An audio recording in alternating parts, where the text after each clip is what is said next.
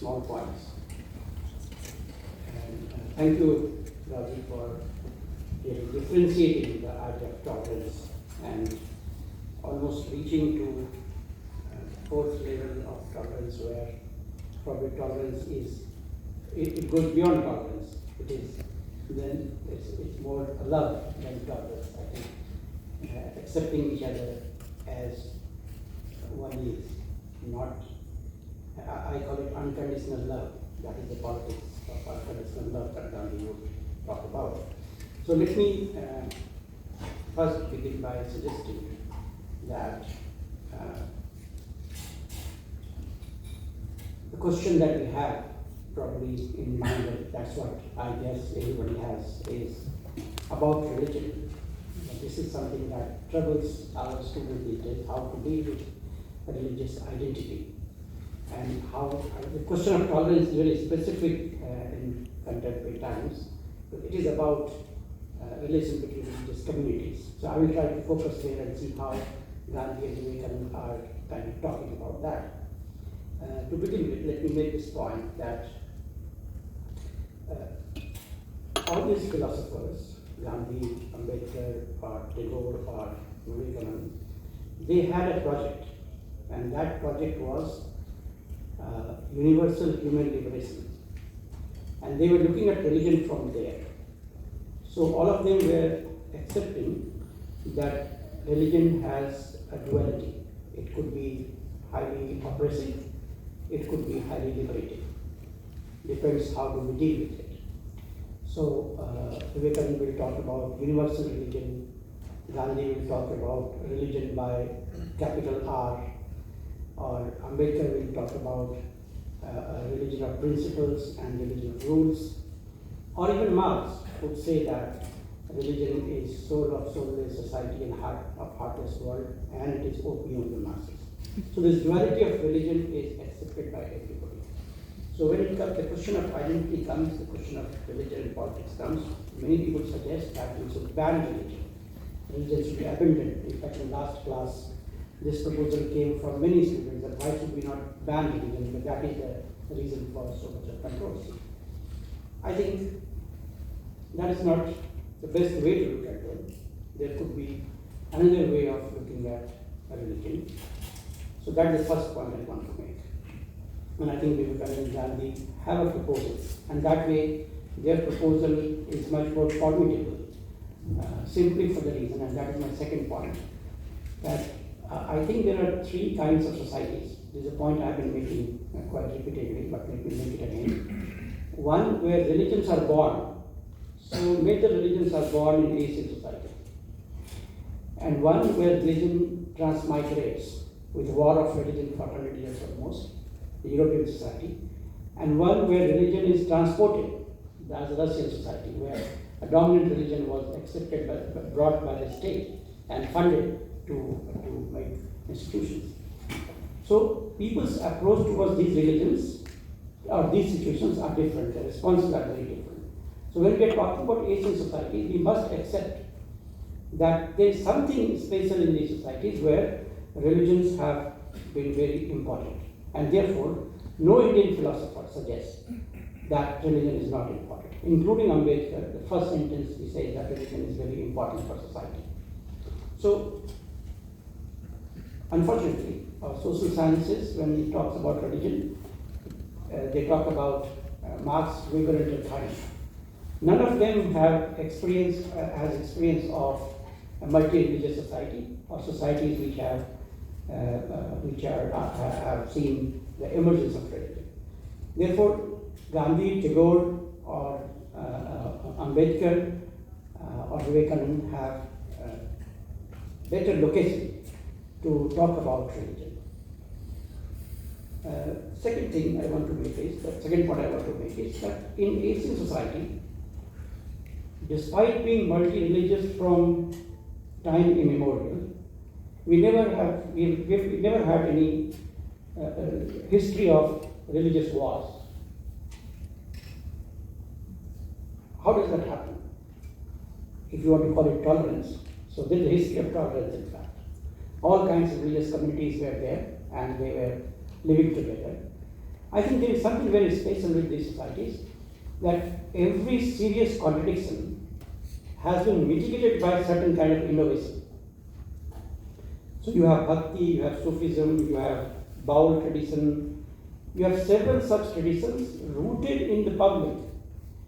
And it's part of the popular consciousness. We were just talking about Kabir, or Rajiv has this big project about Kabir, Raidas, and Dadu, and so many other Indian thinkers.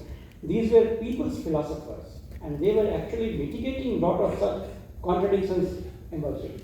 In fact, R.S. Sharma has a very interesting article on, R.S. Sharma, historian, has a very interesting article on Tantra. He says that wherever there has been serious caste conflict in societies, Tantra philosophy has become very dominant, and it has liberated people from that contradiction. So it seems Asian society has a lot of such traditions, and there is something where we can see emergence of Binay Elahi, somebody is experimenting with that, or Darashiko talking of meeting of two oceans, Mazmul-e-Bahri.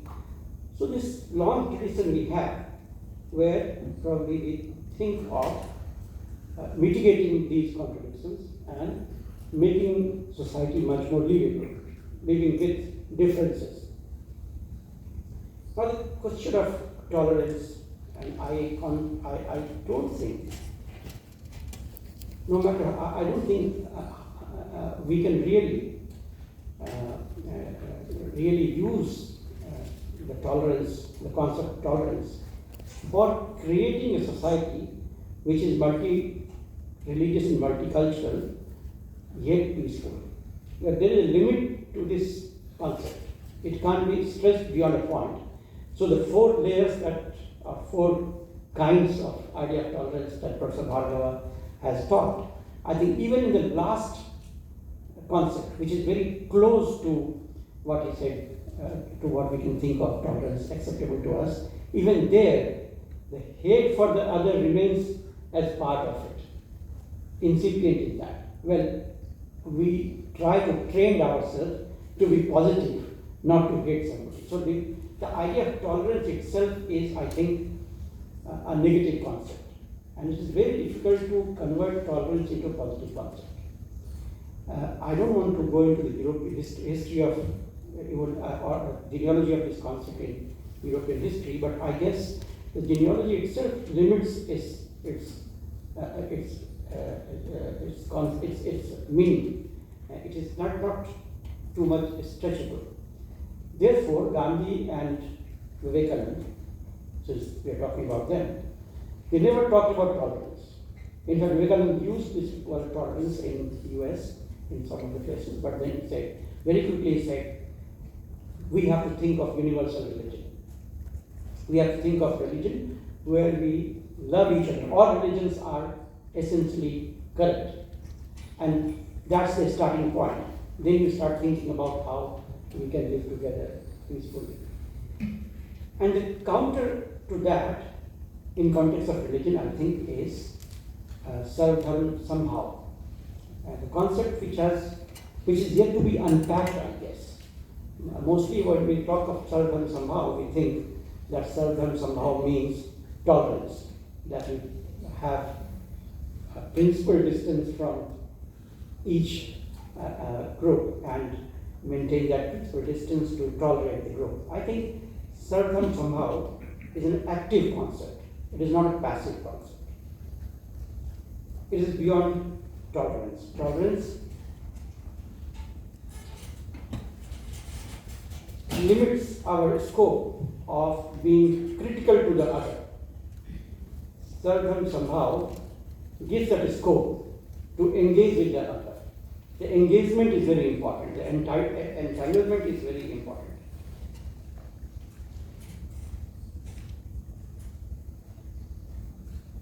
And this engagement itself, I think, is the crucial element of Asian society.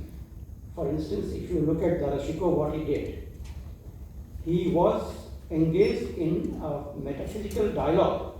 He was engaged in dialogue at a very philosophical level. If you read that book, Meeting of Two Oceans, he's trying to find out the differences and then go then argue to go beyond that difference. How do you go beyond that difference? Is the point. Beyond the boundaries, beyond the binaries. So, if you want to go beyond the binaries, which means that binaries have to be mitigated, which means that differences have to be talked about, which means that if I'm not comfortable with you and you are not comfortable with me, and we remain tolerant to each other, there's a limit to that. Instead, we need to be active to enter in dialogue. Why we are not, what is that in you which I don't like? And is it possible to get rid of that? I mean, I and Bilal has a project in mind that we will talk to the most conservative elements of both the religions to find out what is that they don't like in each other. Is there a possibility of mitigation? I think Vivekananda has this interesting idea. I'll just read out a letter written by Vivekananda to Muhammad Sarfaraz, 10th June 1898. Whether we call it Vedantism or anyism, the truth is that Advaitism is the last word of religion and thought, and the only position from which we can look upon all religions and sects with love. I believe it is a religion of the future enlightened humanity. The Hindus may get the credit of arriving at it earlier than the other races, they being an older race than either the Hindu or the Arab. Yet, practical Vedantism or practical Advaitism, that is the point he makes, which looks upon and behaves all mankind as one's own soul, was never developed among the Hindu universally. And then he says, on the other hand, my experience is that if ever any religion approach to this equality in an appropriate manner, it is Islam and Islam alone.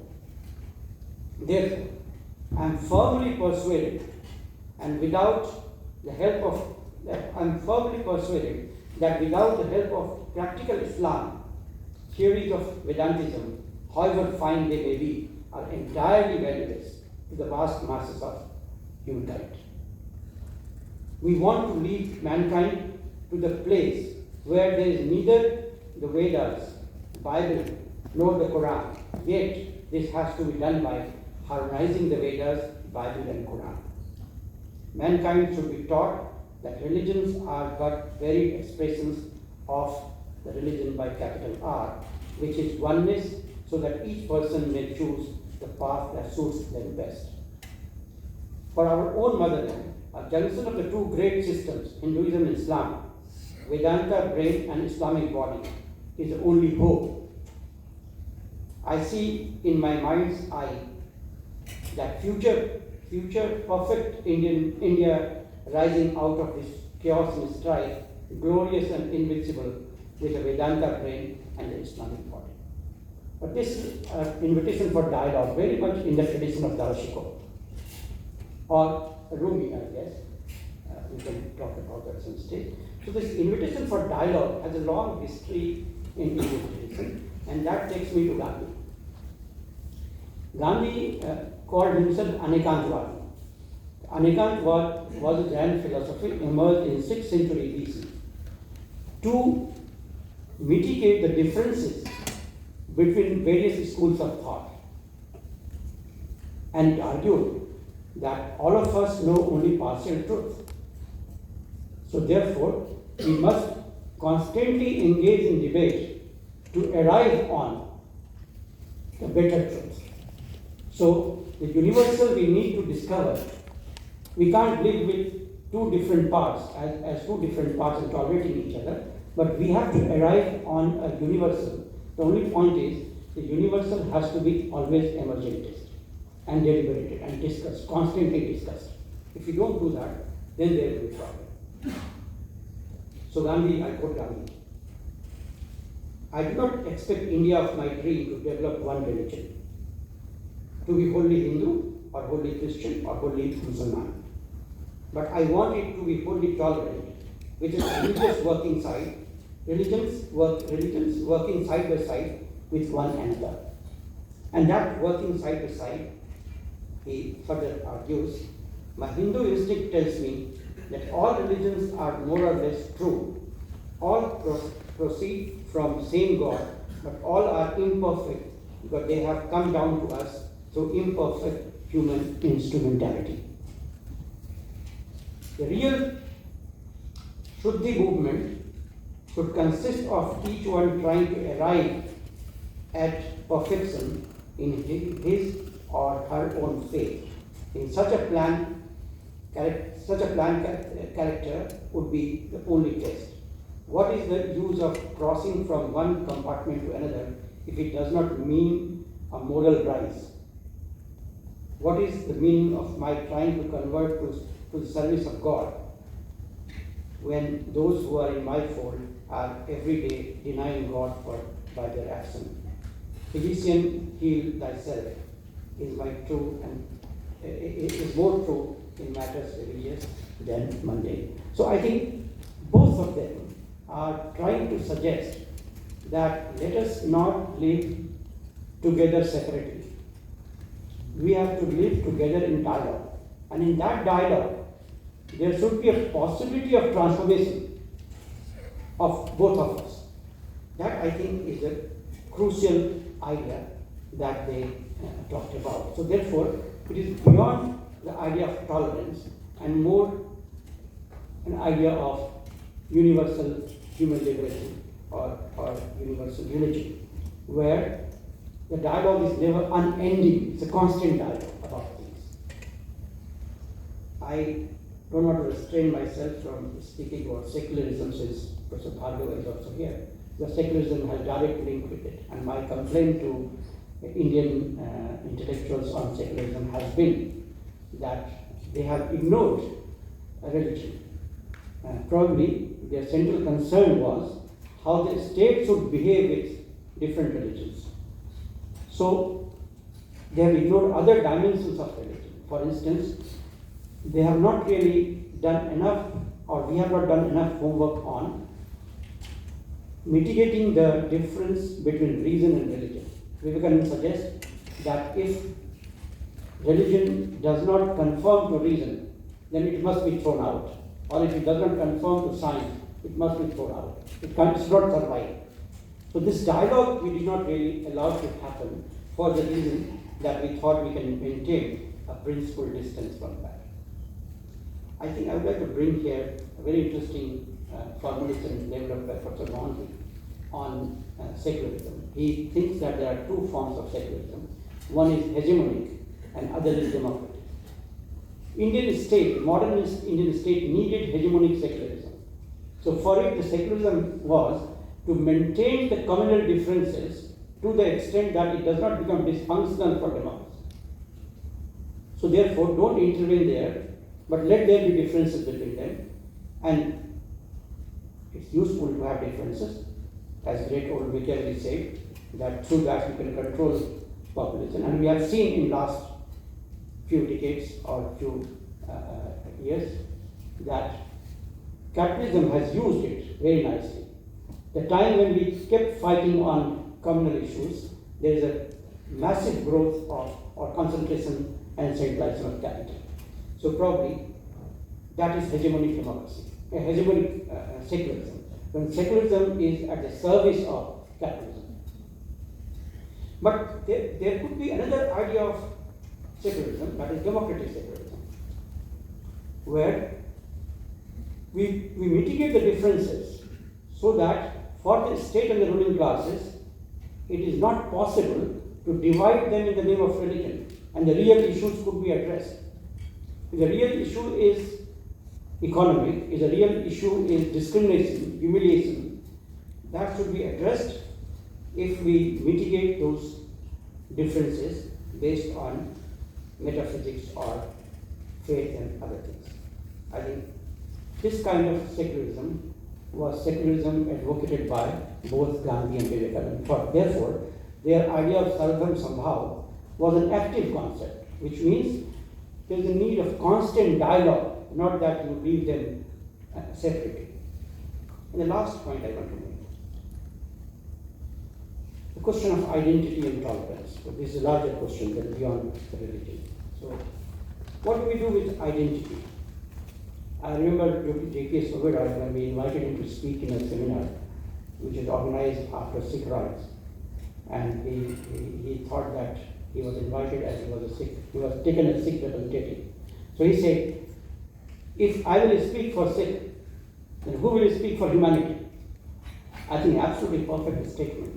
But my response was that you should speak for Sikh as long as speaking for Sikh meant speaking for humanity. I think this is what Gandhi and Vivekananda should be seen as. There is a tendency to appropriate Vivekananda by religiously, political religion, or you may say communal forces. I don't see any reason how he could be appropriated by anybody else except the left forces or the radical forces. He is very clear about that. He is speaking for Hinduism, because at that time probably speaking for Hinduism was speaking for liberation of humankind. When he went to Chicago to address the Parliament of Religion, he was that time defending absolutely undefendable things. Why? Because that time it was the colonial subject, it was an assertion of a colonial subject. Then he comes back to Chennai, and all the Maharajas who funded his journey thought that he has defended their cause very well. So they assembled there. And the first thing Vivekananda said, that India is poor because of all of you.